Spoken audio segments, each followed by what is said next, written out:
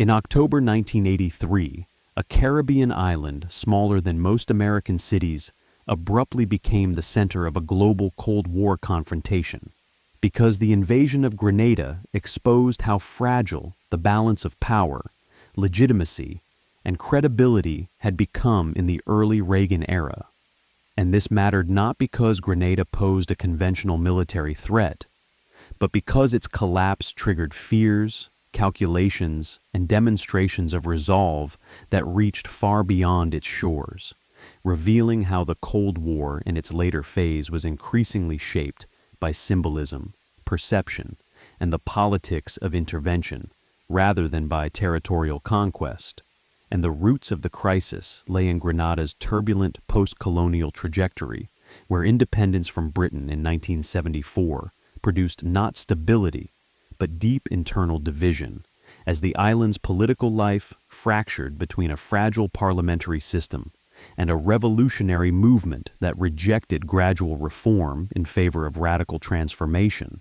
And in 1979, this tension culminated in a bloodless coup led by Maurice Bishop, whose New Jewel movement overthrew the government and declared a revolutionary path aligned rhetorically and materially with Cuba and the Socialist Bloc. And this alignment immediately drew the attention of Washington, not because Grenada itself could alter the strategic balance, but because it appeared to confirm fears that the Caribbean, long considered within the U.S. sphere of influence, was becoming a new front for Soviet and Cuban expansion. And under the administration of Ronald Reagan, these fears were interpreted through the lens of the Reagan Doctrine, which framed global politics as an ideological struggle, requiring active resistance to leftist movements rather than passive containment.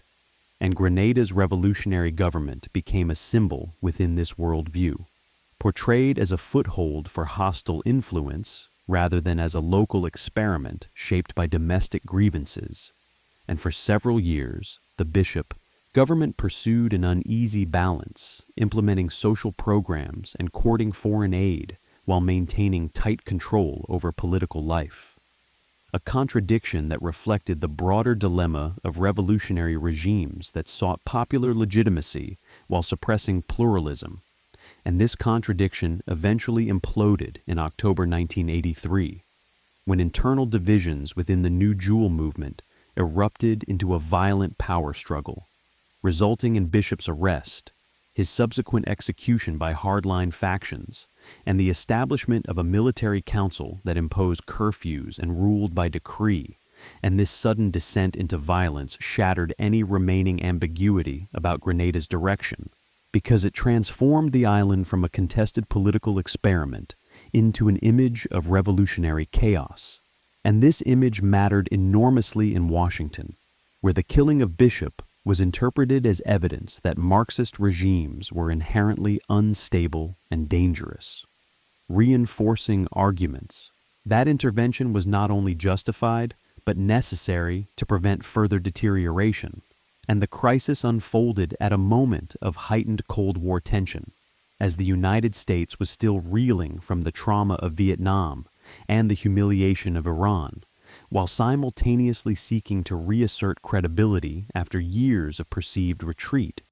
And within this context, Grenada offered an opportunity to demonstrate decisiveness at relatively low risk,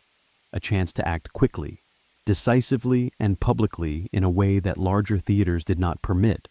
And the justification for intervention was framed around multiple narratives, including the protection of American medical students on the island, appeals from neighboring Caribbean states, alarmed by the violence, and the broader claim that Grenada was becoming a militarized outpost for hostile powers. And while each of these justifications contained elements of truth, together, they functioned as a composite rationale that masked deeper strategic motives, because the invasion was as much about restoring confidence and projecting resolve as it was about the immediate situation on the ground. And when U.S. forces landed on October 25, 1983, the operation unfolded with a mix of overwhelming force and visible improvisation. revealing both the advantages and limitations of rapid intervention, as American troops quickly overcame Grenadian and Cuban resistance, but encountered coordination problems that exposed lingering institutional scars from Vietnam-era reforms. And this operational reality mattered because it demonstrated that the invasion was not a seamless display of power, but a politically driven action executed under intense pressure to succeed quickly and visibly. And despite these challenges, the military outcome was never in doubt, as the Grenadian regime collapsed within days, and a new interim authority was installed under U.S. supervision. And the speed of this collapse was immediately seized upon as proof of the Reagan Doctrine's effectiveness, reinforcing the narrative that decisive force could reverse leftist advances and restore order. And internationally, the reaction was sharply divided, because while some allies welcomed the demonstration of resolve, others condemned the invasion as a violation of sovereignty and international law, exposing fractures within the Western alliance and highlighting how Cold War interventions increasingly strained the legitimacy of U.S. leadership, even as they reinforced its power. And this divergence mattered because it underscored a central tension of the late Cold War: the gap between military capability and moral authority, a gap that interventions like Grenada could widen even as they delivered tactical success. And within the United States, the invasion produced a surge of domestic approval because it contrasted sharply with recent failures and offered a narrative of restored confidence, reinforcing the administration's belief that limited, decisive interventions could reshape the global psychological balance. And this belief would shape subsequent policy choices, embedding Grenada within a broader pattern of action that prioritized demonstration over deliberation. And yet, beneath the surface of victory, the invasion raised unresolved questions about proportionality, precedent, and the long-term consequences of treating small states as stages for ideological theater.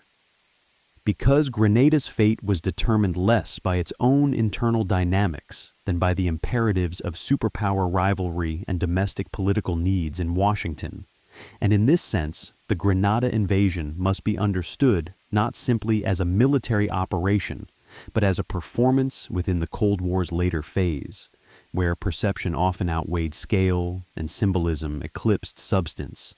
revealing how even the smallest conflicts could carry outsized meaning in a world where credibility had become a strategic currency. And as the dust settled on the island, the invasion left behind a transformed political landscape in Grenada and a reinforced doctrine in Washington, setting the stage for debates about intervention, sovereignty, and legitimacy that would define the final decade of the Cold War. Because Grenada demonstrated that the era's decisive battles were increasingly fought not over territory, but over narratives, confidence, and the willingness to act,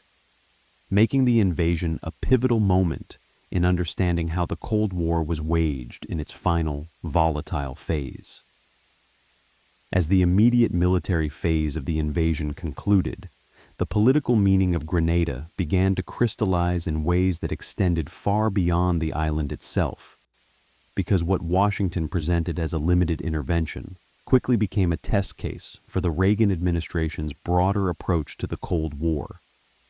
And this mattered because Grenada was treated not as an isolated emergency, but as proof that a new posture of assertiveness could succeed where restraint had failed, reshaping expectations about American power both at home and abroad. And in the days following the operation, the administration moved rapidly to frame the narrative, emphasizing the speed of victory, the rescue of American students, and the restoration of order, while downplaying the internal divisions that had precipitated the crisis and the international criticism that followed.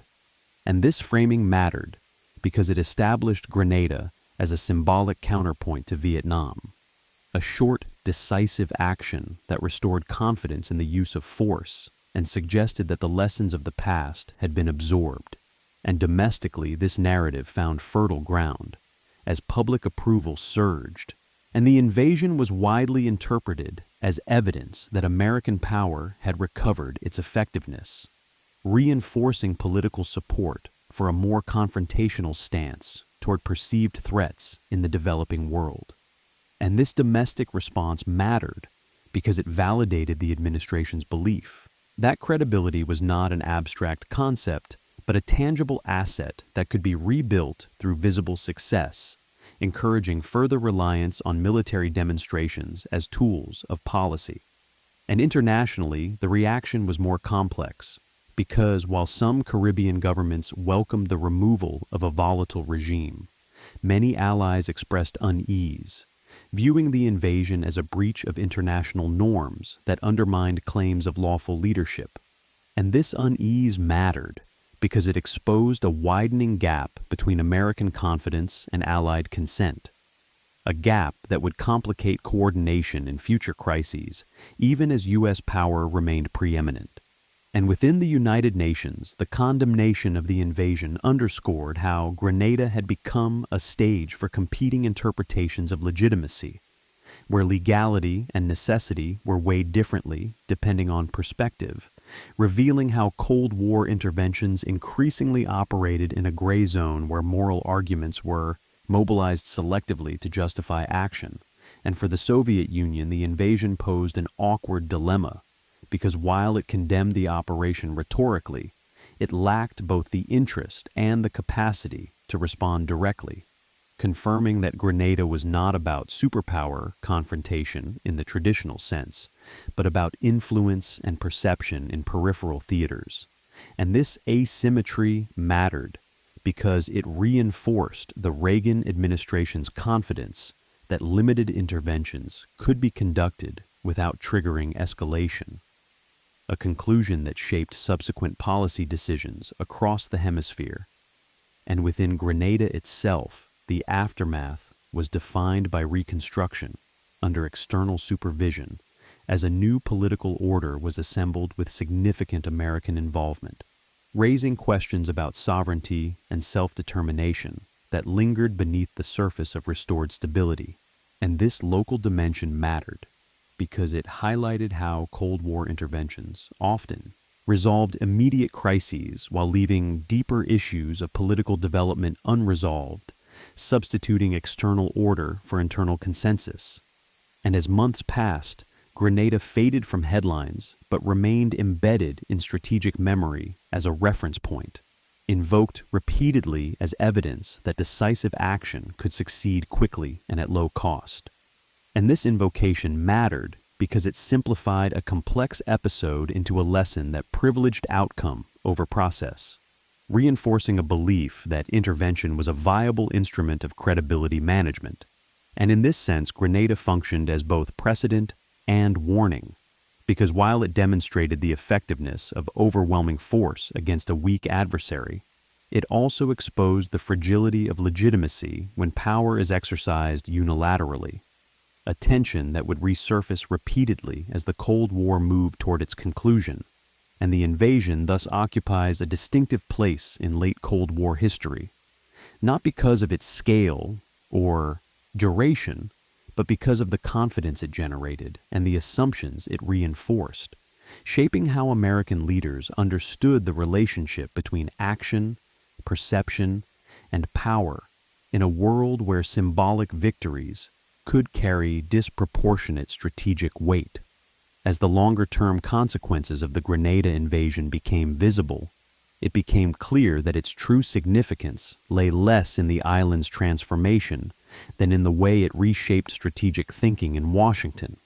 because the operation reinforced a model of intervention that emphasized speed, decisiveness, and narrative control over sustained engagement.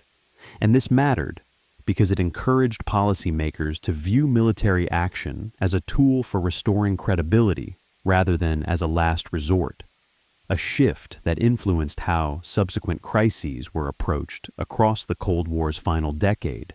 and the belief that limited force could deliver political clarity without entanglement was particularly appealing in the aftermath of Vietnam, as Grenada appeared to demonstrate that the United States could act decisively without becoming bogged down,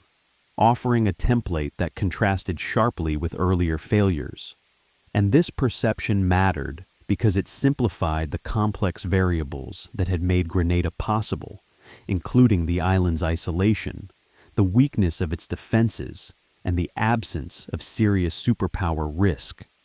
transforming a unique set of circumstances into a generalized lesson. And this generalization would later prove problematic when applied to more complex theaters. And within the U.S. military, the invasion also served as a catalyst for reform, because while victory was swift, operational shortcomings exposed deficiencies in inter-service coordination, communications, and intelligence sharing, prompting renewed efforts to integrate forces more effectively. And this internal lesson mattered because it contributed to institutional changes that strengthened military effectiveness in subsequent operations, embedding Grenada within a narrative of professional renewal as well as political confidence. And internationally, the invasion continued to shape perceptions of American behavior, reinforcing the view that Washington was prepared to act unilaterally when it perceived threats to its interests, even at the cost of diplomatic friction.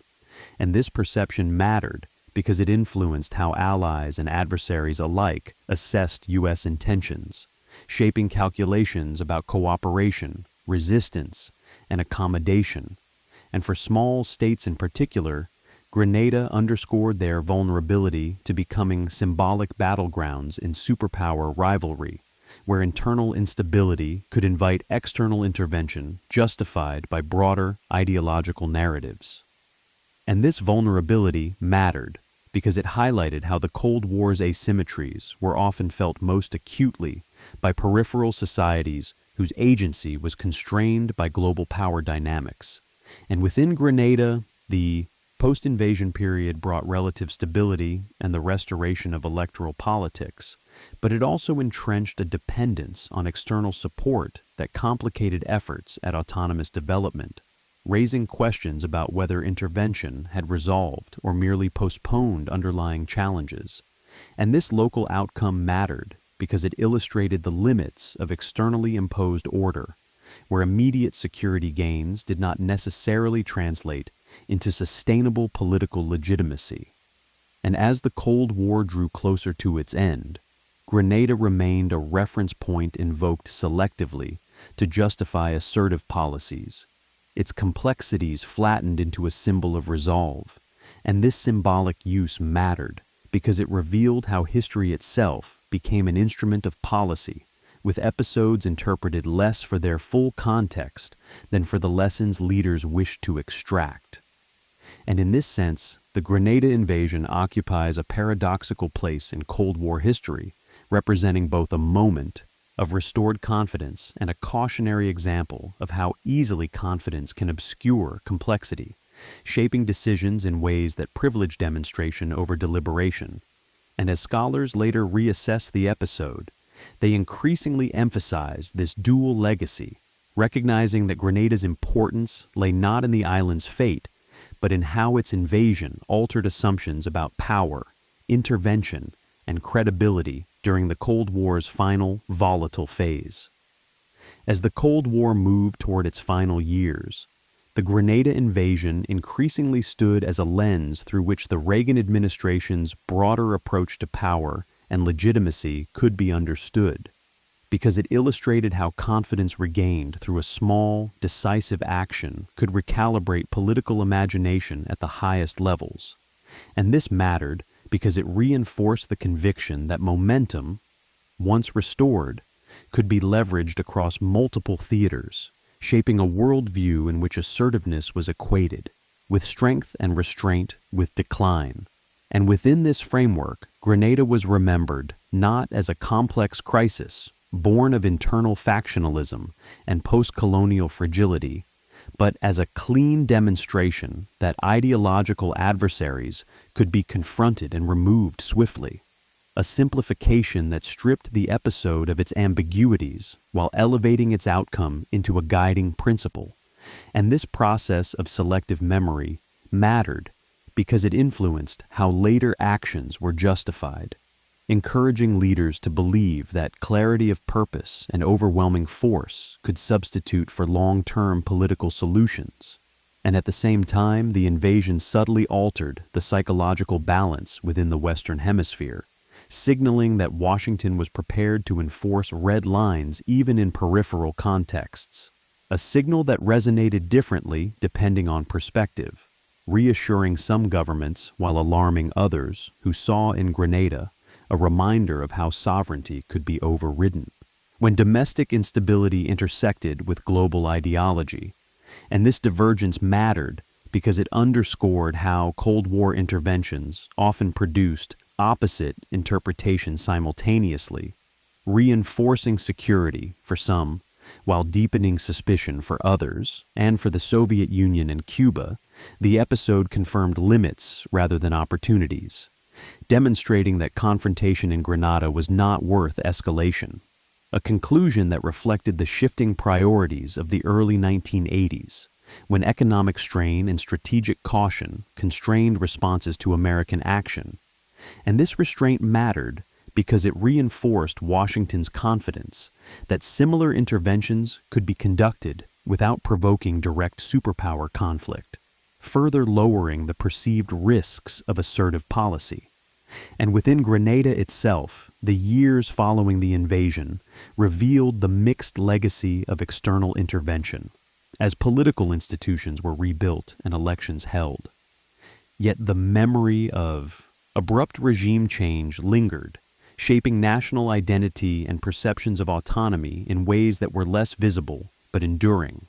And this local dimension mattered because it highlighted the human and political costs that often receded from view. Once strategic narratives took hold, reminding observers that even successful interventions leave behind societies marked by disruption and dependency. And as historians later situated Grenada within the continuum of Cold War interventions, they emphasized how its importance derived from timing rather than scale, because it occurred at a moment when American confidence was recovering and Soviet capacity was constrained, allowing a small conflict to produce outsized psychological effects. And this timing mattered because it helped solidify a late Cold War pattern in which symbolic victories were pursued as instruments of strategic messaging, reinforcing the belief that credibility could be restored incrementally through selective action. And in this sense, Grenada was less a turning point in Caribbean history than a calibration of American self-perception, shaping how leaders assessed the relationship between force, legitimacy, and outcome in an era where perception had become a decisive arena of competition. And as the Cold War's end approached, the invasion remained embedded in policy discourse as evidence that decisive action could alter trajectories, even as its complexities were increasingly flattened into myth, illustrating how events are remembered not for what they were, but for what they appear to prove, and revealing how the late Cold War was shaped as much by narratives of restored confidence as by material shifts in power. As the interpretive weight of the Grenada invasion continued to grow, it increasingly functioned as a psychological anchor for the Reagan Doctrine itself, because it provided a concrete example through which abstract claims about resolve, deterrence, and ideological rollback could be made tangible.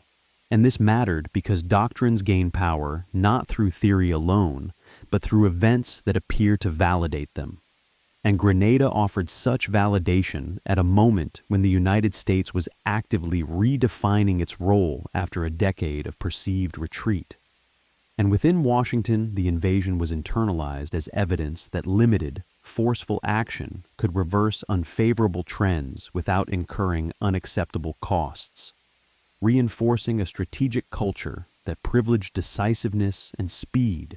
And this internalization mattered because it shaped how risks were calculated, lowering the threshold for intervention in cases where symbolic stakes outweighed material ones. And yet, this recalibration was built on fragile assumptions, because Grenada's success depended on a convergence of factors unlikely to be replicated elsewhere, including the absence of a capable adversary, the geographic isolation of the theater, and the lack of meaningful superpower counter-pressure, and by treating these conditions as incidental rather than decisive, policymakers transformed a specific episode into a generalized lesson, a transformation that would later expose the limits of confidence-driven strategy. And internationally, the invasion reinforced a perception of American unilateralism that complicated diplomatic engagement, even as it projected strength, because allies were forced to reconcile shared security interests with discomfort over precedent.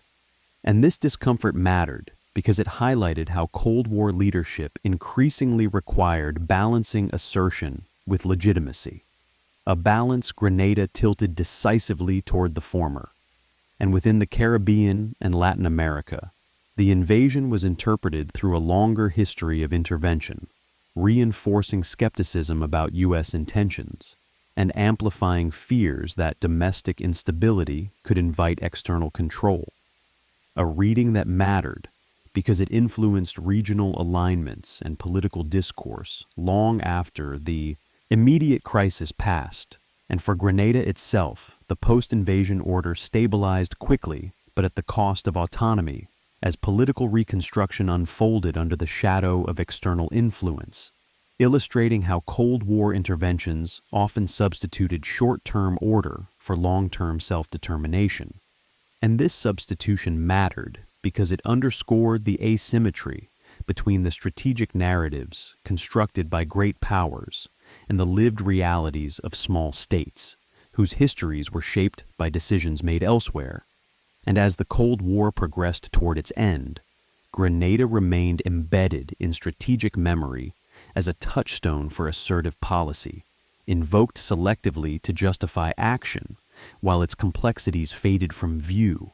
And this selective remembrance reveals how the late Cold War was increasingly fought in the realm of interpretation, where events were distilled into symbols that guided future behavior. And in this sense, the Grenada Invasion stands not merely as an episode of military intervention, but as a case study in how confidence, once restored, can become self-reinforcing, encouraging policies that privilege demonstration over deliberation.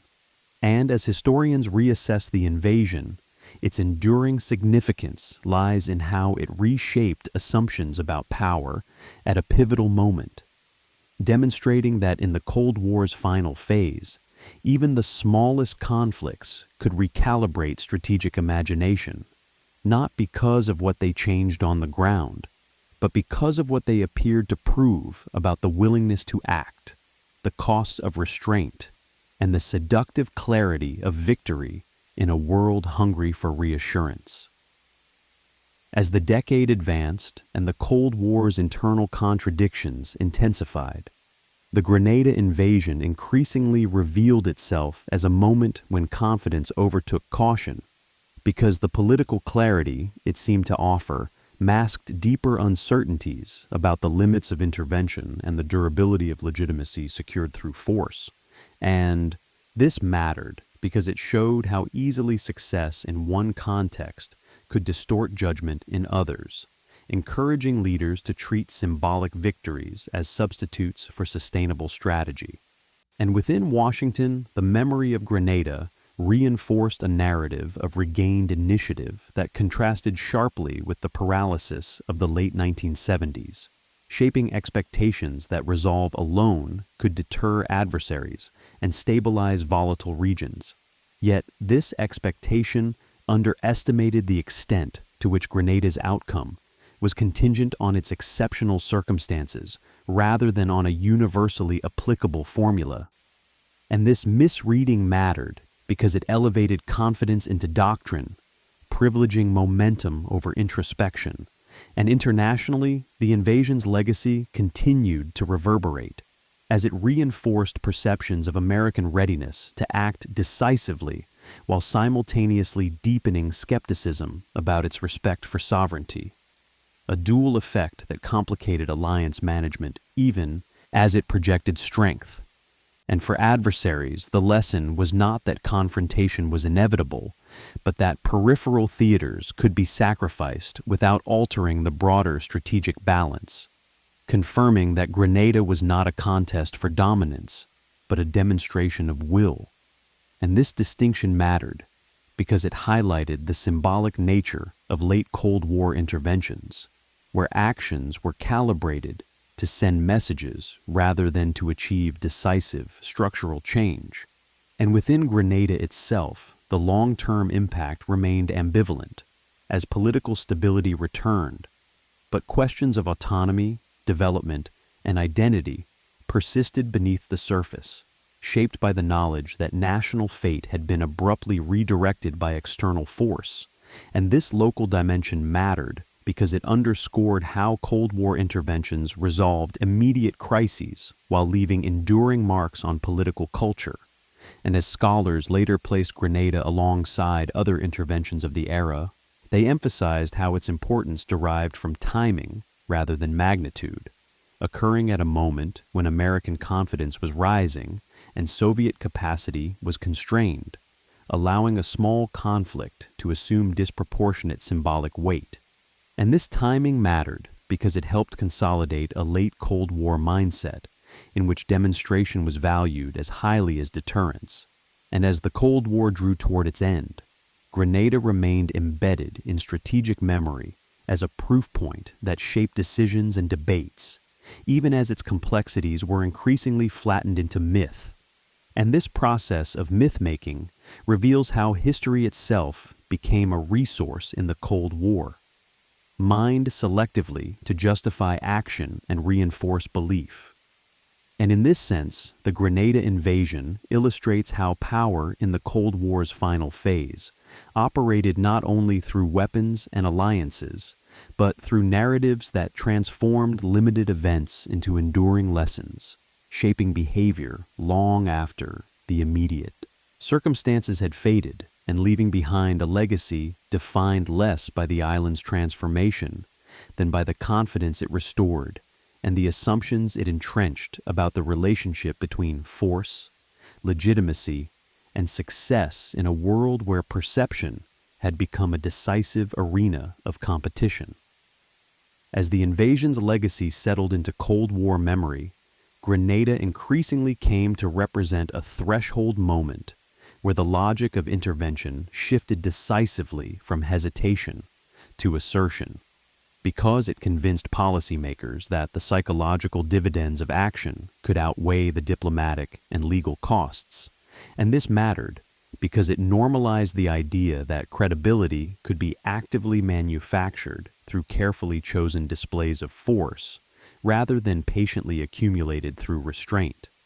And this normalization reshaped how power was exercised in the Cold War's final years, encouraging a style of leadership that valued visible success over multilateral consensus. And within this framework, Grenada functioned as reassurance to domestic audiences and as warning to adversaries, signaling that the United States was prepared to act swiftly when it perceived ideological drift or instability in its perceived sphere, even if the material stakes were limited. And this signal mattered because it recalibrated expectations, reducing uncertainty about American willingness to intervene, while increasing uncertainty about the criteria that would trigger such action. And for allies, this ambiguity was double-edged, offering security through strength while generating unease about unpredictability. And for small states, it reinforced the reality that internal crises could be internationalized rapidly when they intersected with superpower narratives, a reality that constrained political space and encouraged conformity under the shadow of external scrutiny. And within Grenada, the post-invasion political order stabilized under supervision, but the speed with which sovereignty had been overridden left an enduring imprint on national consciousness, shaping how legitimacy and autonomy were understood in a world where local outcomes could be decided by distant calculations. And this local experience mattered because it illustrated the asymmetry at the heart of the Cold War. where global rivalry imposed costs disproportionately on peripheral societies, even when interventions were framed as rescue or restoration. And as historians later traced the arc of the Reagan Doctrine, Grenada emerged as its most unambiguous early success, not because it resolved structural conflicts, but because it demonstrated that the doctrine could be enacted decisively without immediate penalty, reinforcing confidence at a critical moment when American power was being reasserted rhetorically and militarily. And this reinforcement mattered because it influenced subsequent policy debates, strengthening arguments for assertiveness while marginalizing caution. And yet this confidence carried within it the seeds of distortion, because it encouraged leaders to conflate ease of execution with depth of impact, mistaking tactical success for strategic resolution. And as the Cold War neared its conclusion, this tendency toward symbolic action became increasingly visible, with interventions judged as much by their narrative payoff as by their long-term consequences. And in this sense, Grenada's enduring significance lies in how it exemplified the late Cold War's shift toward performance and perception, where power was demonstrated through carefully chosen acts that reassured domestic audiences and projected resolve internationally, even as they left unresolved questions about legality, legitimacy, and the autonomy of smaller states. And this legacy invites a reassessment of how success was defined in the era, because Grenada shows that in the Cold War's final phase, victory was often measured less by transformation on the ground than by confidence, restored at the center, a metric that shaped policy choices long after the island itself had faded from strategic importance. As the Cold War drew closer to its end, the Grenada Invasion increasingly stood as a quiet benchmark for how power was exercised when ideological certainty returned faster than strategic caution, because it showed how quickly confidence could be rebuilt through action, even when that action addressed symptoms rather than causes. And this mattered because it revealed a fundamental tension in late Cold War strategy: the temptation to treat demonstration as resolution. And within Washington, Grenada's memory reinforced the belief that limited interventions could deliver clarity in an otherwise uncertain world, encouraging a reliance on force as a communicative tool designed to send messages rather than to engineer long-term political outcomes. And this reliance mattered because it shifted emphasis away from diplomacy and patience toward speed and decisiveness, qualities that played well domestically but carried hidden costs internationally. And for allies, the episode remained a reminder that American leadership could be both reassuring and destabilizing, capable of acting decisively, yet willing to bypass collective consensus when urgency or symbolism demanded it. And this duality mattered because it complicated alliance politics, forcing partners to balance dependence on U.S. power with concern over precedent. And for adversaries, the lesson of Grenada was not that confrontation was inevitable, but that peripheral theaters offered opportunities for signaling rather than escalation, reinforcing the logic that superpower rivalry could be managed through controlled displays rather than direct clashes, a logic that reduced the likelihood of major war even as it normalized intervention at the margins. And within Grenada itself, the long-term impact of the invasion remained subtle but enduring, as political stability returned under conditions shaped by external influence, embedding an awareness that sovereignty in the Cold War was contingent rather than absolute, especially for small states caught within larger narratives. And this awareness mattered because it shaped political culture and identity in ways that extended beyond immediate reconstruction. And as historians later integrated Grenada into the broader story of the Cold War's conclusion, they emphasized how its significance lay in timing and perception rather than scale, occurring at a moment when American confidence was resurging and Soviet restraint was becoming evident. allowing a small intervention to carry disproportionate symbolic weight. And this symbolic weight mattered because it reinforced a late Cold War pattern in which credibility was pursued through selective action, shaping how leaders interpreted success and failure. And in this sense, the Grenada Invasion serves as a case study in how the Cold War was increasingly fought through calibrated performances of power rather than sustained confrontation, revealing an era in which confidence, narrative, and perception became strategic assets alongside armies and alliances. And as the world moved beyond bipolar rivalry, the lessons drawn from Grenada continued to echo, reminding observers that the apparent clarity of victory can obscure deeper ambiguities, and that in a system driven by perception, even small conflicts can leave lasting imprints on how power is understood, exercised, and remembered. In closing, the Grenada Invasion of 1983 stands as one of the most revealing episodes of the Cold War's final phase, because it showed how power, credibility, and legitimacy were increasingly managed through symbolic action rather than existential struggle. And what made this tiny island so consequential was not its strategic value, but its timing, arriving at a moment when American confidence was recovering and the global balance allowed decisive action without serious risk of escalation.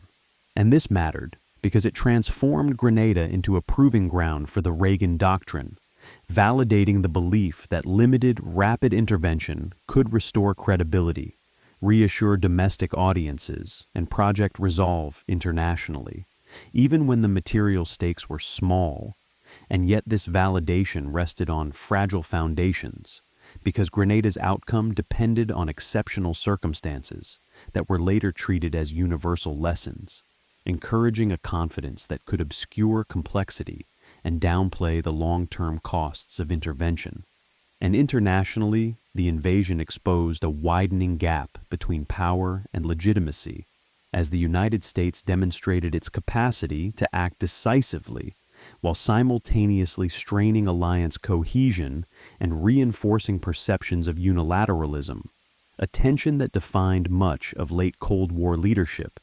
And for Grenada itself, the invasion resolved immediate instability, while embedding a lasting awareness that sovereignty could be overridden when local crises intersected with global narratives, shaping political identity in ways that extended far beyond Reconstruction.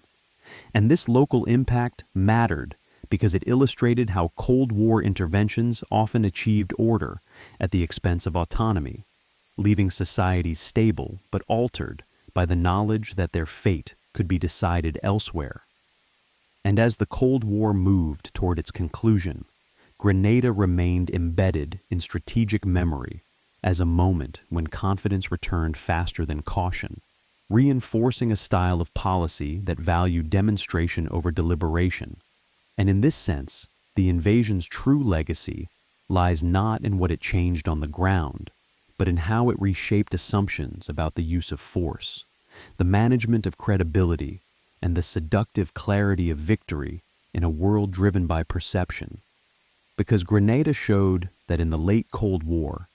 even the smallest conflicts could recalibrate strategic imagination, teaching leaders that action itself could become a message, and that message, once believed, could shape policy long after the circumstances that produced it had faded, making the Grenada Invasion a pivotal case study in how the Cold War was ultimately waged not only through arms and alliances, but through confidence, narrative, and the enduring power of perceived success.